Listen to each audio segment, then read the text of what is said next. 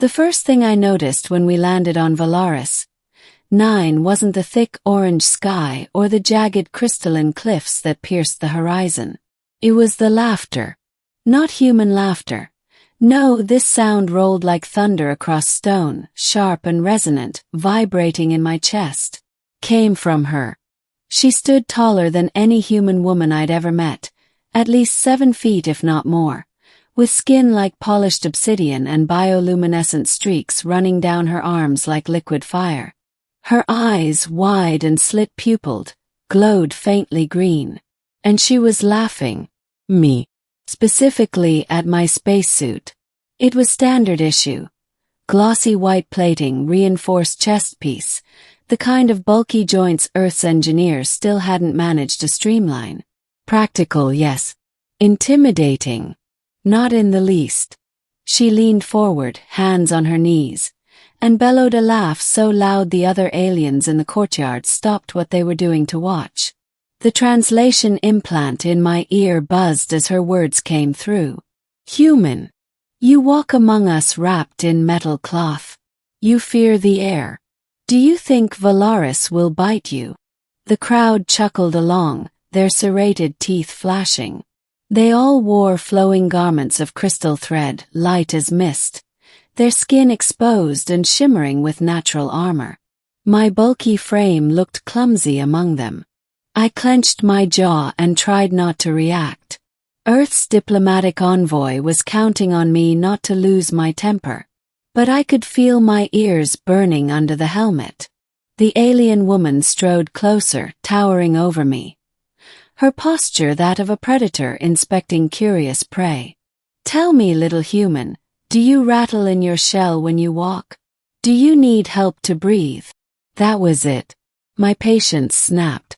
I tilted my head, let the calm click on, and said something she, and everyone listening, would never forget. Where I come from, we wear armor not because we're weak, but because the universe hasn't yet figured out how to kill us. Her laughter died instantly. The entire courtyard fell silent. Her glowing eyes widened, then narrowed in something halfway between challenge and intrigue. She hadn't expected defiance. And in that moment, I knew the real first contact with Valaris 9 had just begun. Middle. Her name, I later learned, was Kilira, daughter of the High Matriarch, and one of Valaris's most celebrated warriors. She was known for cutting down opponents twice her size with nothing but a shard blade carved from the world's own crystal spires. And she had just found me amusing enough to test. The first evening after our arrival, she sought me out. I was alone by the landing craft, recalibrating my suit's filtration system, when I heard the low hum of her approach. You spoke boldly today, she said, her voice echoing in the cavernous hangar. Most species shrink before me. You did not. I kept working, pretending her presence didn't shake me to my core.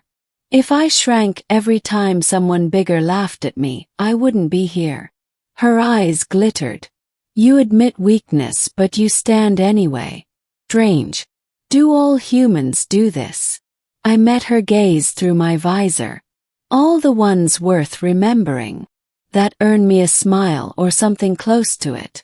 Her serrated teeth flashed, less mocking this time, more curious. Over the next few days, Kilira shadowed me. At first I thought it was some kind of intimidation tactic. She followed me through the crystalline markets, across the glowing fungal plains, and even into the towering amphitheaters where negotiations were held. Always watching. Always asking questions. Why do humans hide their skin? Why do you protect the weak instead of discarding them? Why do your eyes look at me as if I am equal, when you are so fragile? The last question she asked late one night, after a council meeting had turned into an argument between Earth's envoys and Valaris's matriarchs. The Valerians saw humans as desperate newcomers clawing for alliances. To them, we were little more than children playing at survival. But Kilira's eyes when she asked me that, they weren't mocking anymore. They were searching. Because fragility doesn't mean inferiority, I told her. Sometimes it means you've had to fight harder to survive. She tilted her head, considering. You believe this. With everything I am. And that was the first time I saw her laugh, not at me, but with me. The turning point came during the trial of clarity, a spectacle where Valerian warriors demonstrated their strength before the council to prove their dominance. To Earth's envoy, it was a chance to witness Valaris's martial culture. To Kilira it was an opportunity. She strode into the arena, armed with her shard blade, her bioluminescent veins pulsing brighter with anticipation. Then, to everyone's shock, she pointed at me. The human will join me. Gasps rippled through the crystalline stands. Humans were observers, not participants. My team protested, but Kilira ignored them, her eyes locked on mine. Do you fear me now, human? I stepped forward, heart pounding in my throat. Fear you? Well, fear looking ridiculous in this suit. Always. The crowd erupted in laughter, but this time Kilira didn't join them. She was smiling directly at me, sharp and hungry, as if waiting to see what I'd do. The trial wasn't a duel. It was survival against a beast released into the arena. A predator bred in Valaris's depths. 6 legs, crystalline armor, mandibles that could snap steel. When it burst from the gates, the crowd roared. I froze, every instinct screaming at me to retreat. Kilira, however, leapt forward with inhuman grace, her blade flashing like lightning. I scrambled to keep up, my suit's servos whirring as I fired a burst from my plasma sidearm. The shot ricocheted off the beast's armor, doing little more than angering it. Kilira laughed, exhilarated. Is this your strength, human? Fire that cannot cut. I gritted my teeth. No. Thinking faster than the thing trying to kill me. That's my strength. I spotted the beast's underbelly, where its crystalline armor didn't fully cover.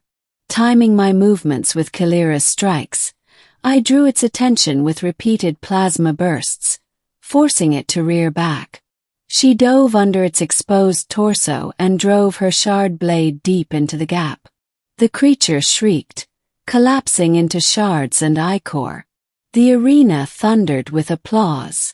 Kilira stood over the corpse, chest heaving, glowing veins pulsing like fire.